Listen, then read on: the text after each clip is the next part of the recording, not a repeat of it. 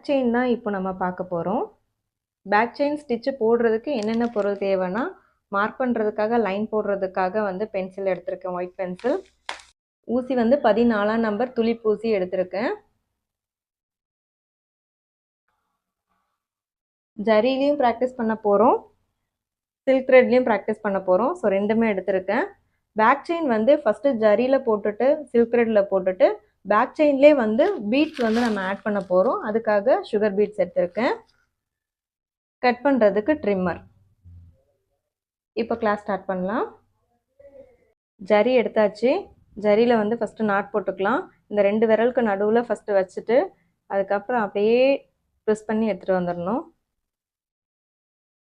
அவ்வளோதான், நாட் விழுந்துருச்சு. இப்போ ஜரியை வந்து கீழே பிடிக்கும் போது இந்த ஆங்கிளில் பிடிச்சிக்கோங்க.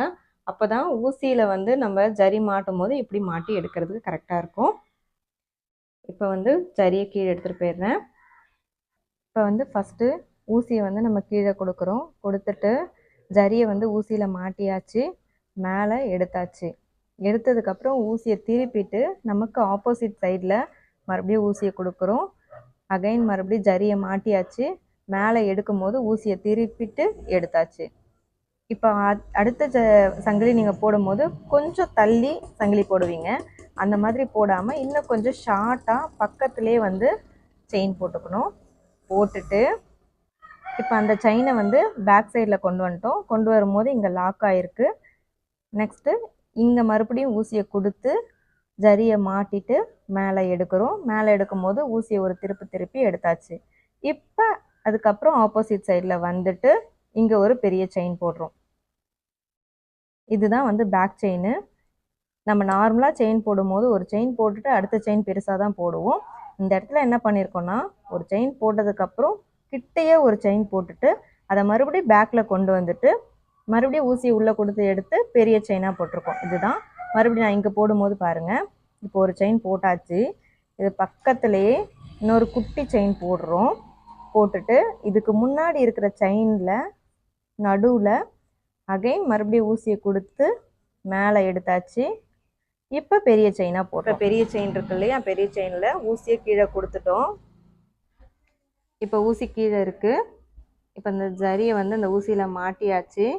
மாட்டி மேலே எடுக்கிறோம்.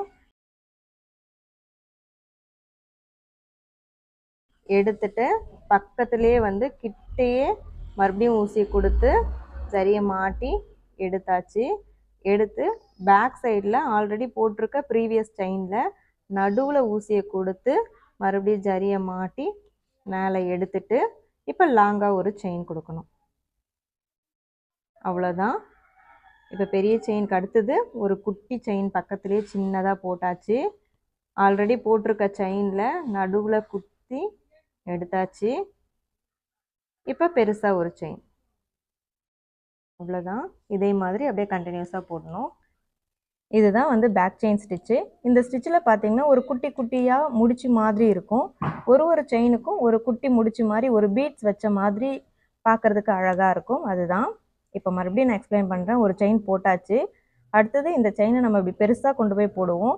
அப்படி போடாமல் இங்கே பக்கத்துலேயே ஒரு குட்டி செயின், இதை அப்படியே பேக்கில் கொண்டு வந்து இந்த செயினுக்கு நடுவில் மறுபடியும் ஊசி கொடுத்து கீழே கொடுத்து எடுத்துட்டு அதுக்கப்புறம் பெரிய செயினாக கொண்டு வரும். அவ்வளோதான். இதுதான் வந்து பேக் செயின். இப்போ நான் கொஞ்சம் ஃபாஸ்ட்டாக போடுறேன். நீங்கள் இதை ரெகுலர் அப்படியே பார்த்துக்கிட்டே இருங்க, உங்களுக்கு புரிஞ்சிடும். ஃபஸ்ட்டு ஒரு பெரிய செயின், அது பக்கத்துலேயே ஒரு குட்டி செயின், பேக்கில் ஆல்ரெடி போட்ட செயினுக்கு நடுவில் ஒரு குட்டி செயின், அதுக்கப்புறம் பெரிய செயின். அவ்வளோதான்.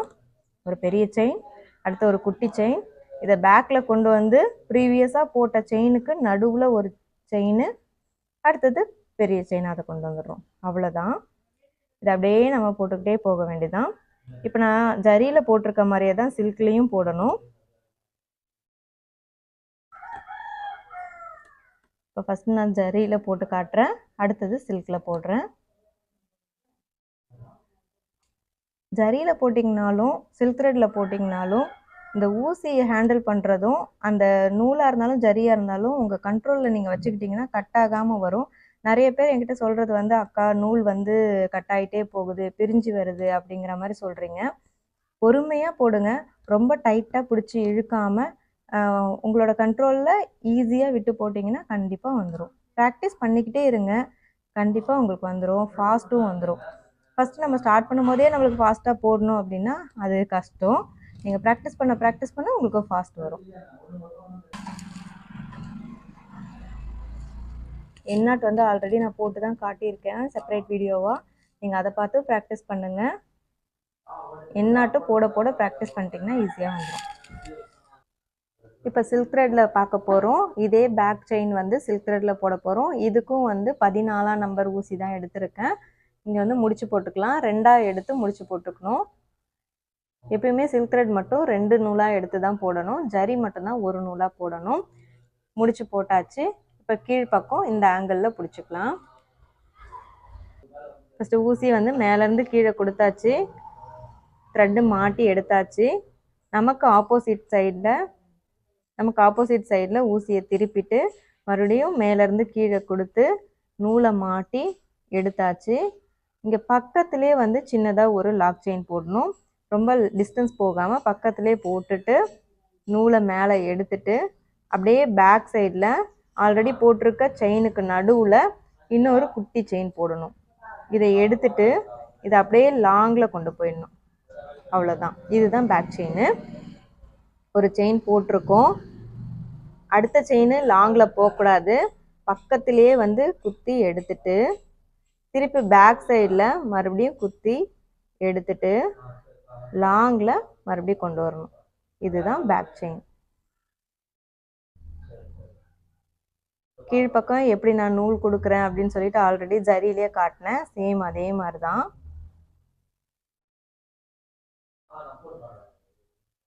நிறைய பேர் வந்து சில்க் த்ரெட் கட் ஆகுதுக்கான்னு சொல்கிறீங்க. ப்ராக்டிஸ் பண்ண உங்களுக்கு வந்துடும்.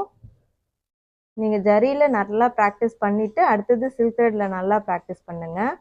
ஜரியில் வந்து ப்ராக்டிஸ் பண்ணும்போது அந்த கை வந்து எப்படி வந்து நம்ம திருப்பணும், ஊசி வந்து எப்படி ஹேண்டில் பண்ணுங்கிறது நல்லா ப்ராக்டிஸ் ஆகிடும். த்ரெட்டில் பண்ணும்போது அந்த நூலை வந்து எப்படி மெயின்டைன் பண்ணணும், நம்மளோட கண்ட்ரோலில் எப்படி வச்சுக்கணும்னு பார்த்துக்கிட்டிங்கன்னா சில்க்கு வந்து நல்லா வந்துடும். ஒரு செயினுக்கும் நடுவில் ஒரு சின்னதாக ஒரு முடிச்சு மாதிரி இருக்கும், பார்க்குறதுக்கு ரொம்ப அழகாக இருக்கும். அப்படியே இதே மாதிரி போட்டுகிட்டே போக வேண்டியதுதான். பேக் செயின் வந்து சில்க் த்ரெட்லேயும் பார்த்துட்டோம், ஜரிலையும் பார்த்துட்டோம். இப்போ பேக் செயினில் வந்து பீட்ஸ் எப்படி நம்ம ஆட் பண்ணி செய்கிறதுங்கிறத பார்ப்போம். இப்போ வந்து எண்ணாட் போட்டுடலாம். பேக் செயின் வந்து நம்ம பார்த்தாச்சு, ஜரிலையும் சில்க் த்ரெட்லேயும். இப்போ பேக் செயின் வித்து பீட் பார்க்க போகிறோம்.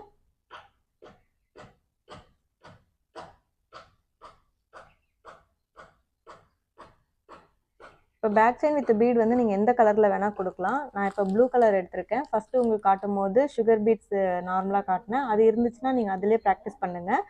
இப்போ ஜரியில் நான் போடும்போது கொஞ்சம் ஆப்போசிட் கலராக இருந்தால் நல்லா இருக்குங்கிறதால நான் ப்ளூ கலர் பீட்ஸ் வந்து எடுத்திருக்கேன். ஜரியை வந்து நம்ம நாட் போட்டுக்கலாம்.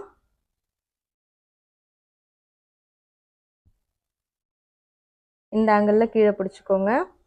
துளிப் ஊசி 14ஆம் நம்பர் ஊசி தான் எடுத்திருக்கேன். இப்போ ஃபஸ்ட்டு வந்து ஊசியை கொடுத்துட்டு ஜரியை மாட்டி மேலே எடுத்தாச்சு. எடுத்ததுக்கப்புறம் நார்மலாக எப்பயும் போடுற மாதிரி ஃபஸ்ட்டு செயின் போட்டுட்டு அடுத்தது பக்கத்துலேயே ஒரு சின்னதாக ஒரு லாக் செயின் போடணும்னு சொன்னேன். அப்படியே இந்த சின்னதாக லாக் போட்டுட்டு இங்கே பேக் சைடு வந்து இங்கே இன்பிட்வீன் கேப்பில் ஊசியிலேருந்து எடுத்துட்டு இப்போ வந்து இந்த ஒரே ஒரு பீட்ஸை எடுத்து இது உள்ள போட்டுட்டு இங்கே லாக் பண்ணிவிட்டு அதுக்கப்புறமா அடுத்த செயினுக்கு போகணும். நார்மலாக ஒரு செயின் எடுத்துட்டோம், இங்கே பக்கத்துலேயே ஒரு லாக் பண்ணிட்டோம். அடுத்தது ஆல்ரெடி போட்டிருக்க செயினில் நடுவில் வந்து ஒரு குத்தி எடுத்தாச்சு. இப்போ வந்து பீட்ஸ் போட போகிறோம். இப்போ பீட்ஸ் போட்டுட்டு அடுத்தது ஒரு லாக், அகைன் அடுத்தது வந்து ஒரு செயின். நார்மலாக ஒரு செயின், லாக்கு, பேக் சைடு வந்து இங்கே ஒரு லாக்குங்கிறது நான் குட்டி செயினை சொல்கிறேன். இங்கே ஒரு லாக் செயின், அதுக்கப்புறம் நம்மளோட பீட்ஸ். அந்த பீட்ஸ் அடுத்தது லாக் பண்ணிக்கிட்டு இப்போ அடுத்தது செயின்.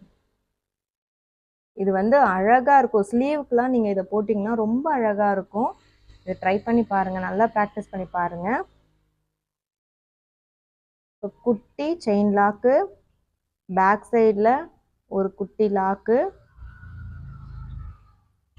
இப்போ வந்து பீட்ஸ் எடுத்துக்கிட்டு பீட்ஸ் போட்டுட்டு